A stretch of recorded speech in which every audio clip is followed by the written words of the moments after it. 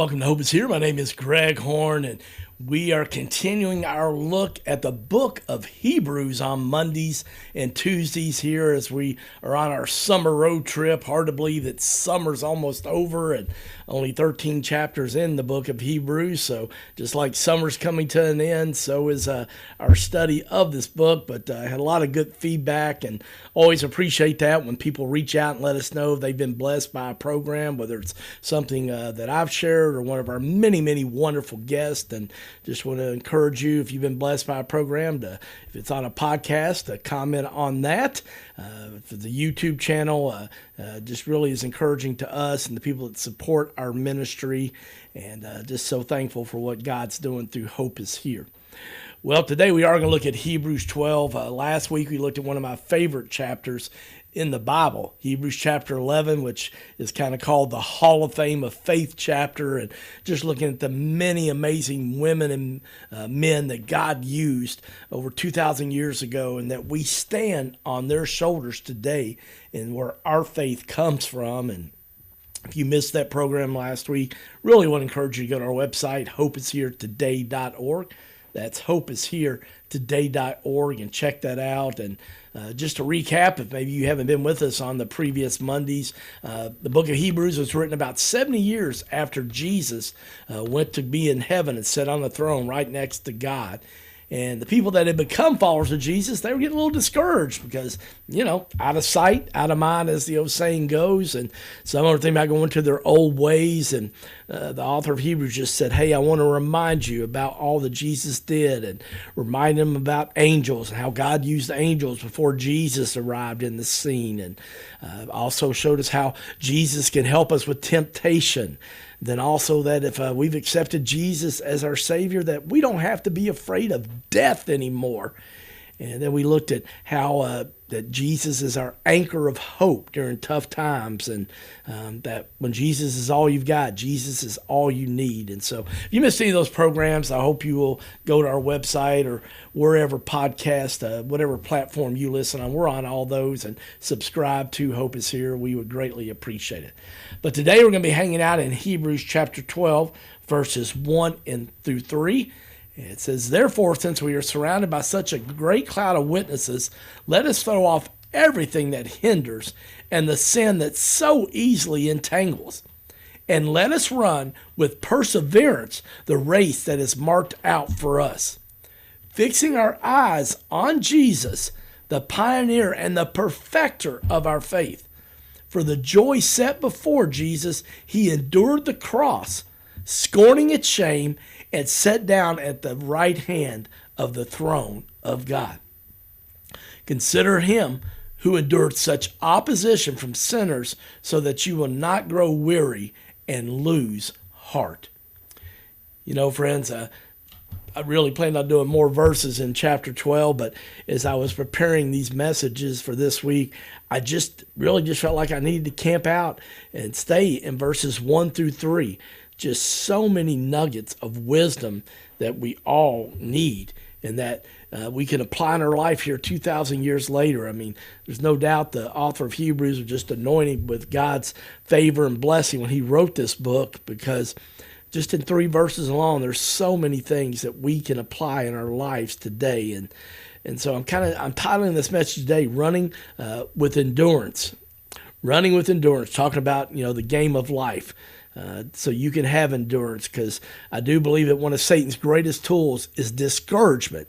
And when he gets you discouraged, you become hopeless and you lose your faith. And just hope that you will be encouraged by what I share today and tomorrow from Hebrews chapter 12. And God really spoke to me through it in preparing these 2 messages, and I'm so thankful that you're here listening on the radio or podcast or watching on our YouTube channel. But the first thing I think that you need to know and remember when you're running this race we called life is to learn and remember those who have already completed the race. Say that again. Learn and remember those who have completed the race. So what I mean, learn from their lives, okay? Learn from those who've gone on to heaven, and to remember them with the way that we honor our lives. There's a lot of you know that listen frequently. My dad passed away unexpectedly after coming out of heart surgery, and obviously you can die anytime you have surgery, but his surgery went well, and they said we could see him in a few minutes, about 45 minutes, and then his heart went out of rhythm, and he had completed his journey on earth. But one of the things after he passed, this was March of 2016, my mom, as she was going through his things, and she sold their house and downsized to a smaller place, and my dad had a couple pair of glasses, and she just said, would you like a pair of your dad's glasses? And even though I'm fortunate, I still, even in my 50s at this point, have not yet had to get glasses or even readers. I say that very humbly because I know that could change in a second, as I've heard from so many family and friends. But I thought, you know what, I'll take a pair of those glasses just because, my dad wore them, and just wanted any memorabilia that I could have that reminded me of this wonderful man and dad and friend.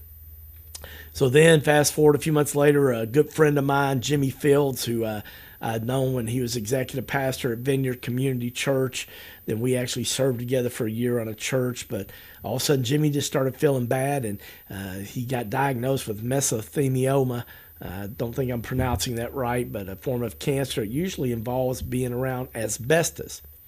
Well, Jimmy's one of the healthiest people I know, just took great care of himself, ate well, exercised, and just looked great for a guy 59 years old.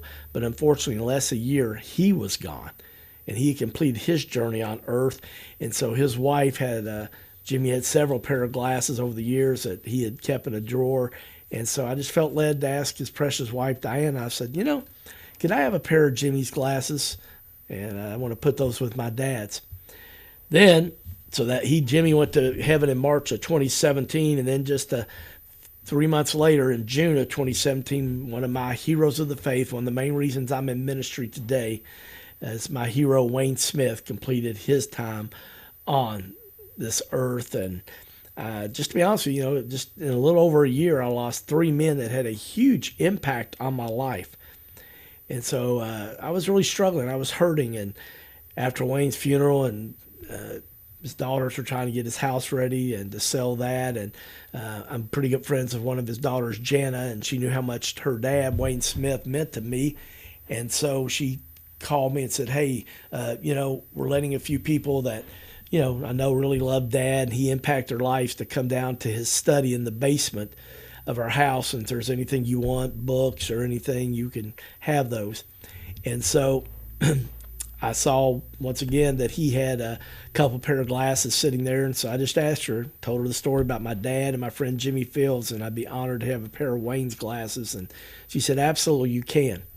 So I got these all posted on a shadow box, and a teammate with Hope is Here, Kathy Young, did such a great job making the shadow box. And with each one of these men, I had a saying of what I remembered them for, what they taught me. We're talking about Hebrews chapter 12, verse 1, since we were surrounded with such a great cloud of witnesses. Well, these 3 men were just definitely witnesses of Jesus to me when they were here on this earth. So on my dad's pair of glasses, I had helped me to have wisdom like my father, Ed Horn. And in fact, that's why I do Food for Thought Friday, because my dad had this great gift of sharing things with you, sometimes that you really honestly didn't want to hear. But he could just say it in a way without, the old saying goes, of stepping on your shoes without messing up your shine. And so sometimes he'd say something you probably didn't want to hear, but you'd listen, and then he'd say, that's just food for thought. Just food for thought. And then he'd change the subject like, hey, when's Kentucky football play this weekend? And so I think one of the things that just I want to honor him with Food for Thought Fridays, and just share things that God's taught me. And so a lot of people say that's their favorite program that we do here on Hope is Here.